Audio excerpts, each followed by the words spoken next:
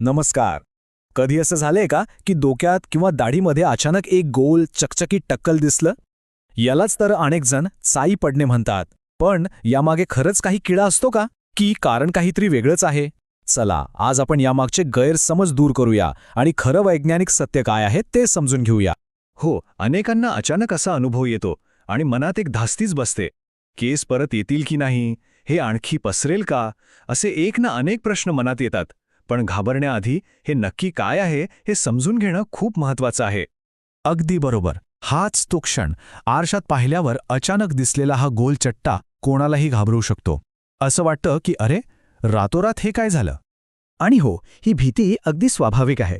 मनात येतच की अरे बापरे, हे केस आता कायमचे गेले की काय, हा चट्टा आणखी वाढेल का. पण थांबा, कोणत्याही निष्कर्षावर पोचण्याआधी चला बघूया विज्ञान याबद्दल काय म्हणतं. आपल्या बोलीभाषेत याला वेगवेगळी नावं आहेत, पण विज्ञानाच्या दृष्टीनं याचं एकच कारण आणि एकच नाव आहे. चला बघूया ते काय आहे. गावाकडे किंवा अगदी घरातल्या मोठ्यांकडूनही आपण ऐकलं असेल, केसांना किडा लागलाय किंवा चाई लागलीय. पण या नावांमध्ये खरंच काही तथ्य आहे का? म्हणजे यामागे खरंच एखादा किडा असतो का? तर याचं खरं वैद्यकीय नाव आहे ॲलोपेशिया एरियाटा. हे नाव लक्षात ठेवणं महत्त्वाचं आहे, कारण किडा लागणं हा एक खूप मोठा गैरसमज आहे, जो आपल्याला आज दूर करायचा आहे. मग प्रश्न हाच उरतो की खरा गुन्हेगार कोण?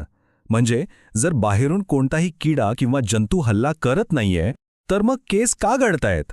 याचं उत्तर खरं तर खूप आश्चर्यकारक आहे, कारण ते बाहेर नाही तर आपल्या शरीराचा आतच दडलंय.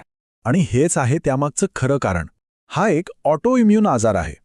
म्हणजे काय, तर आपलं शरीर, आपलीच रोगप्रतिकारक शक्ती जी आपल्या बाहेरच्या जंतूंपासून संरक्षण करते, ती चुकून आपल्या केसांच्या मुळांना परक किंवा समजा शत्रू समजायला लागते आणि मग त्यांच्यावर हल्ला करते, ज्यामुळे त्या भागातील केस गळून पडतात. म्हणजे आपलंच शरीर आपल्या केसांच्या विरोधात काम करतं.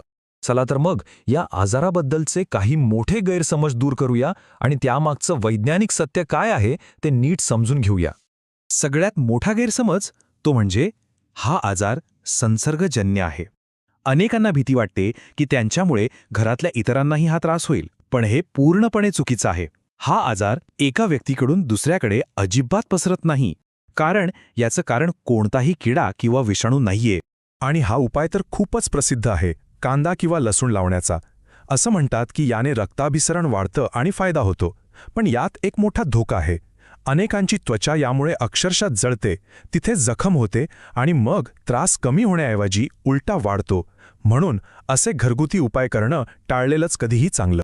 तर मग प्रश्न येतो की जर घरगुती उपाय धोकादायक असू शकतात, तर योग्य मार्ग कोणता? घाबरण्याचं काहीच कारण नाही, कारण यावर सुरक्षित आणि वैद्यकीयदृष्ट्या सिद्ध झालेले प्रभावी उपचार उपलब्ध आहेत. तर योग्य मार्ग कोणता? फक्त 3 सोप्या पायऱ्या आहेत. पहिली आणि सगळ्यात महत्त्वाची, त्वचारोग तज्ज्ञांना म्हणजेच डर्मॅटॉलॉजिस्टला भेटणं. तेच योग्य निदान करून उपचार सुरू करतील. दुसरी पायरी, त्यांनी दिलेले उपचार नियमितपणे घेणं.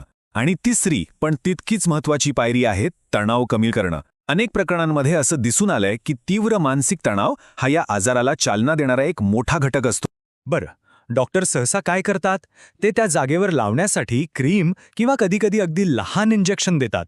घाबरू नका, या इंजेक्शनचा उद्देश फक्त आपल्या रोगप्रतिकारक शक्तीला शांत करून केसांच्या मुळांवरचा हल्ला थांबवणं हाच असतो. आणि एकदा हा हल्ला थांबला की केस नैसर्गिकरित्या पुन्हा वाढायला लागतात. आणि आता सगळ्यात शेवटचा आणि सगळ्यात महत्त्वाचा मुद्दा, जो आपण सगळ्यांनीच लक्षात ठेवायला हवा. तर आज आपण काय शिकलो?